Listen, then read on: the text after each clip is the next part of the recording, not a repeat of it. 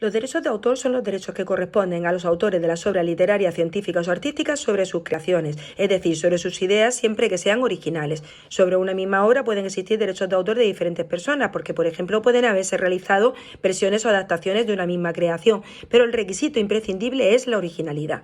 El derecho de autor tiene dos vertientes, una vertiente personal o extrapatrimonial, que solamente pertenece a su autor y que no se puede transmitir a terceros. Es el derecho a decidir si la obra se divulga o no, de qué forma, si de manera anónima, bajo seudónimo o bajo su nombre, el derecho a que se le reconozca la paternidad de la obra y la integridad de la misma, el derecho en su caso a decidir su modificación siempre y cuando no se perjudiquen los derechos de terceros y el derecho a acceder a los ejemplares raros o únicos de la obra que no se encuentren en su poder.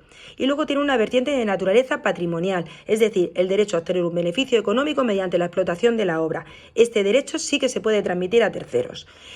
Tanto unos como otros pueden ser inscritos en el registro de la propiedad intelectual, es decir, dar a conocer a terceros, mediante la inscripción, que sobre una determinada creación existen determinados derechos protegidos. Esto nos ayuda a combatir el plagio.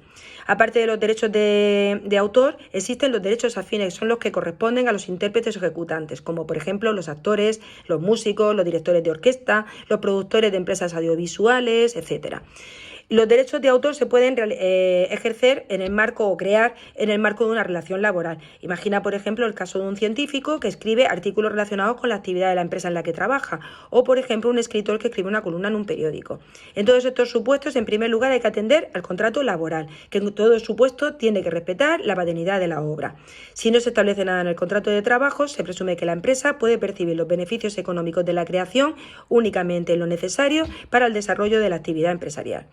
Los derechos de autor están protegidos durante la vida del autor y hasta 70 años después de su fallecimiento. Pasan a sus herederos después de su muerte. Una vez que se han cumplido los 70 años, pasan a ser de dominio público, de tal manera que la obra puede ser utilizada y explotada por cualquiera sin que el autor pueda reclamar derechos sobre la misma. Una utilización indebida de los derechos de autor es un ilícito que puede llevar indemnización de daños y perjuicios de cargo del infractor, y en el caso de que se haya utilizado para un beneficio económico puede ser un ilícito penal que puede conllevar penas de privación de libertad.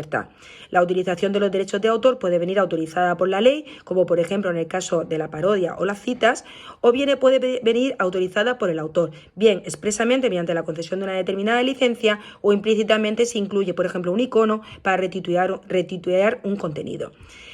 Hay que tener cuidado con el uso de la música, de música protegida como fondo de vídeos que luego son colgados en las redes sociales, con las descargas ilegales de internet, bien por ejemplo de obras o bien por ejemplo de películas colgadas en streaming en plataformas, con el uso de avatares que reproducen actores o personajes de cómics o con la realización de copias privadas.